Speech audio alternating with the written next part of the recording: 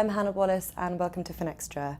With me now is Alex Robson, Managing Editor of Regulatory Intelligence for Thomson Reuters, and we're talking about the state of regulatory reform. Hi Alex, thank you very much for joining us. Pleasure. And now we last spoke to you in 2017 about the upcoming regulatory challenges linked with Brexit and Trump's presidency. So to start off with then, what's happened since? Well, to use a popular expression, nothing has changed. Firms will be busy this year with the same things that they were in 2017, with the exception, I think, of the Markets in Financial Instruments Directive 2, which went live on the 3rd of January 2018. So 2019 should be a year of consolidation.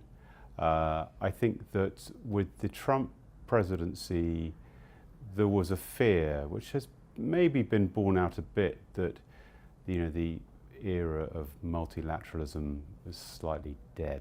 I don't think, at least in the world of securities regulation, one can take for granted that all matters of cooperation will be dealt with as in the way that they have been in the past, and that things are beginning to splinter a bit, and that would be a great pity. I mean, certain regulators worldwide have different enforcement priorities.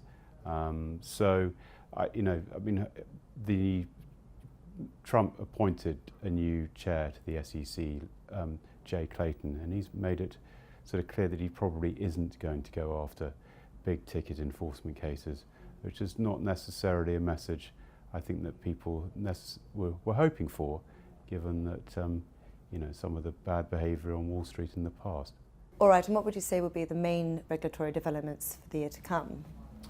Well, firms in Europe will have to grapple with the 5th money laundering directive. They'll be spending a lot of money on know your customer, know your customer's customer.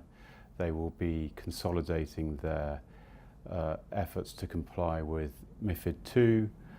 There's likely to be a review of general market infrastructure regulation this year from the EU, and in the UK, of course, dealing with any regulatory fallout that there's likely to be from Brexit. It's impossible to make predictions, but one thing that firms did do after the vote was on the 23rd of June was to assume the worst in 2016, and I think that's probably been fairly prudent planning as we head towards the 29th of March, although on both sides, at least on the securities regulation side, there have been fairly emollient tones from both sides. So, given that the UK writes a lot of the rules in Europe, it's a difficult position for both sides.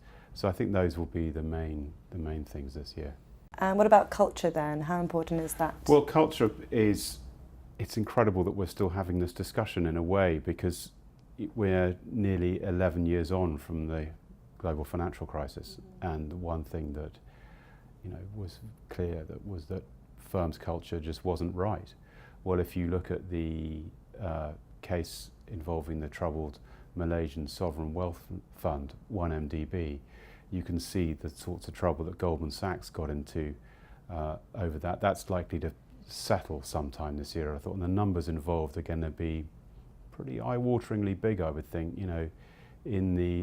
possibly in the low billions of dollars, and Goldman has blamed most of this on the actions of a former managing director, Tim Leisner, who's made a plea deal. And I think also as part of culture, firms will start to look at alternative solutions. I mean, certainly they're looking at various behavioural science programs that can help them try to comply better and to improve their culture. The Australian Royal Commission on Banking is almost a bellwether for this, and that has exposed very significant shortcomings by bank executives and brokers across a whole field of a whole load of areas, and that will be that was published yesterday, and it's going to be a lot of discussion about that this year. Fantastic. Well, Alex, thank you very much for your time. This has been great. Thank you. And thank you for watching.